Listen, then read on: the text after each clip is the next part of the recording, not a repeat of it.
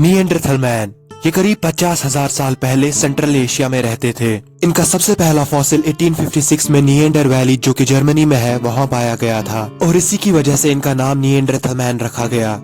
होमो sapiens यानी कि हम करीब 50,000 साल पहले अफ्रीका को छोड़कर एशिया के मिडिल ईस्ट में आ गए थे, लेकिन हमसे भी पहले यहाँ हमारे जैसे ही कुछ दिखने वाले लोग रह रहे थे और वो नीदरलैंडियंस थे। एनसीईआरटी इनका डेट ऑफ ओरिजिन 40,000 साल पहले एशिया के ईस्ट और सेंट्रल पार्ट में दिखाता है। निएंडरथल मैन मॉडर्न ह्यूमन से काफी मजबूत दिखते थे। उनका चेस्ट काफी ब्रॉड था, मसल्स बहुत वेल डेवलप्ड थी और नाक भी थोड़ी सी बड़ी थी। उनकी इस फिजिकल स्ट्रेंथ और बॉडी की वजह से वो काफी एफिशिएंट हंटर्स थे और बड़े बड़े जानवरों का पास से जाकर शिकार किया करते थे। इस चीज की एविडेंस हमें निएंडरथल फॉसिल्स से भी मिलती है, क्योंकि उनके बहुत सारे फॉसिल्स जो पाए गए हैं उनपे अभी भी हंटिंग रिलेटेड इंजरीज देखी जा सकती है।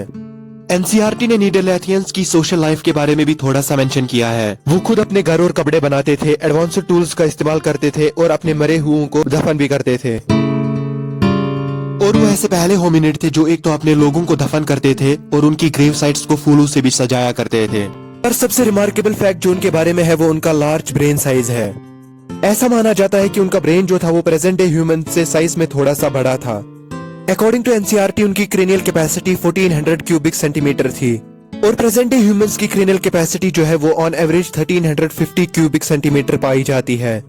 तो अगर हम इस ट्रेंड को देखें तो ऐसा लगता है कि ह्यूमन ब्रेन की एवोल्यूशन डिजेनरेटिव है, पर ऐसा कहना बिल्कुल गलत है क्योंकि होमो सेपियंस और होमो नीदरलैंडियंस दो अलग सब स्पीशीज हैं। मॉडर्न ह्यूमंस और वो करीब 5000 साल तक इकट्ठे रहते थे, पर फिर सडनली वो कुछ टाइम के बाद डिसअपियर हो गए।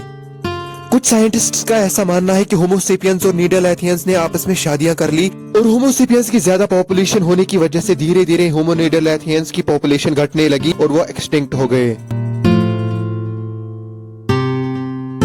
जेनेटिक एविडेंसेस भी इस चीज को प्रूव करती हैं, क्योंकि आज भी हमारी बॉडी में जो 2% जीन्स हैं वो नीदरलैंडियंस से मैच करते हैं।